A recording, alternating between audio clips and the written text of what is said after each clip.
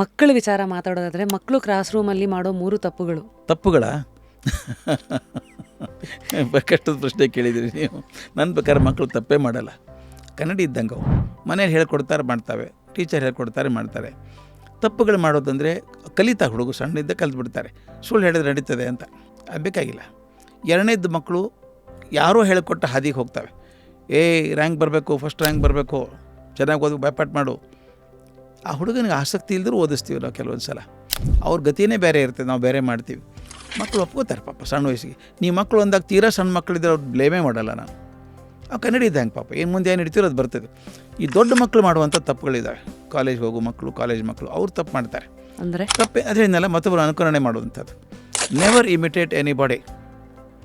Imitation is a crime against creativity. ಅವ್ರ imitation is equal to limitation. ನೀವು imitation ಮಾಡಿದ್ರೆ ನೀವು ಸಕ್ಸಸ್ಫುಲ್ ಆಗೋಕ್ಕೆ ಸಾಧ್ಯವೇ ಇಲ್ಲ. You always become a duplicate, you cannot be original. Right. ಅದರಿಂದ ಇಮಿಟೇಷನ್ ಮಾಡೋದು ಬೇಡ. Second, don't expect quick success.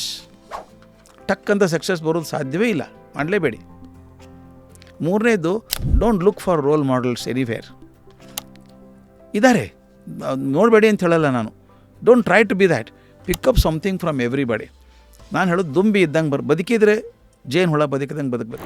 Full ವಿಡಿಯೋನ ನೋಡಿ ಆನ್ ರ್ಯಾಪಿಡ್ ರಾಶ್ಮೀಸ್ ಯೂಟ್ಯೂಬ್ ಚಾನಲ್.